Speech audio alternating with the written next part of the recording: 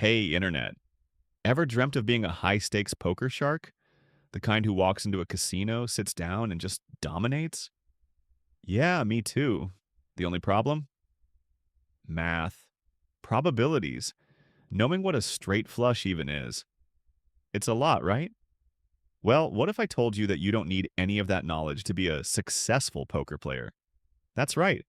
Today, we're diving into the incredibly advanced, highly scientific art of how to fail upward at the poker table, the no knowledge guide. Let's get into it. First up, master the stare down. This is crucial. When it's your turn, don't look at your cards immediately. Put on your biggest, darkest sunglasses. The more reflective, the better. Then pick an opponent and just stare. They'll think you're reading their very soul, analyzing their tells, dissecting their deepest fears. In reality, you're just trying to remember if a flush beats a straight. Don't break eye contact. It's pure intimidation. Next, the Hollywood fold. Picture this. You've got a 2 and a 7, the absolute worst hand in poker. What do? Slam them down? No, that's for amateurs. You take at least 4 minutes. Sigh. Shake your head.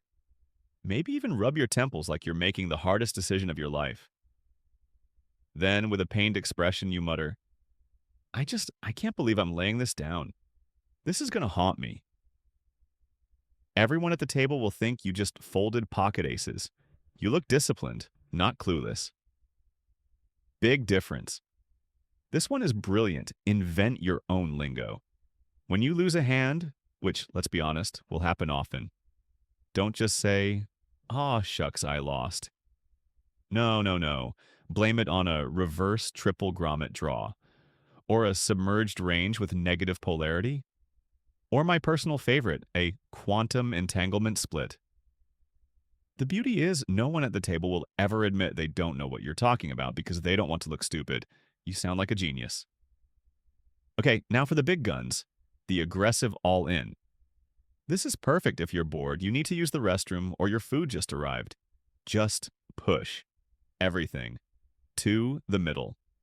Half the time your opponents will assume you have the nuts, poker talk for an unbeatable hand, and they'll fold out of pure, unadulterated terror. You just won a pot with absolutely nothing. Congratulations, you're a high roller now. This is all about optics. Dress for the job you don't have. Show up looking like you just stepped out of a tech billionaire's private jet.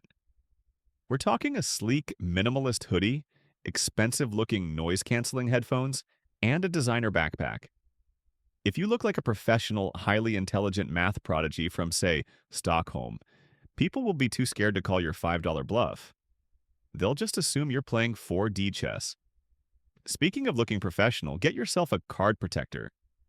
This is a small, intimidating figurine you place on top of your cards. This implies you have a deep, spiritual, almost mystical connection to the deck. Like it's your totem, it definitely does not imply you have a total lack of understanding of probability and just think it looks cool. Choose wisely. A gold shark? A tiny skull? The more random, the better. When you actually, miraculously win a massive pot, implement the "what did I have" strategy. Don't show your cards. Toss them face down directly into the muck without looking at them. When someone inevitably asks, "What did you have?"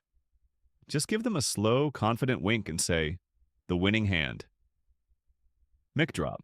All right, sometimes, even with all these pro tips, you're going to lose. A lot. When you inevitably lose all your money in 20 minutes, loudly complain about the variance and bad beats. Ugh, the variance tonight is just brutal. Can't catch a break with these bad beats. It sounds so much more sophisticated than saying, "I thought three of a kind beat a full house. My bad." This is a subtle but powerful one. Drink only mineral water. Even if you're internally screaming and questioning all your life choices, sipping expensive sparkling water makes you look calm, collected, and highly calculated. If you're drinking a beer, you're a fish, a newbie. But if you're sipping Perrier, oh, you're a threat, a serious player. And finally, my absolute favorite, the fake phone call. Mid-game, when things are getting intense, casually answer your imaginary phone. Oh, hi, Kevin. What's the market looking like? Still reallocating those assets, huh? Your opponents will assume you're so incredibly rich that losing a few $100s at poker is just a fun little tax write-off. They won't even dare try to bluff you. So there you have it. 10 foolproof, knowledge-free ways to become the most confusing, intimidating, and possibly lucky poker player at the table.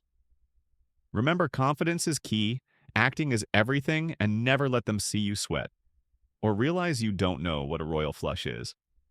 Now go forth and confuse.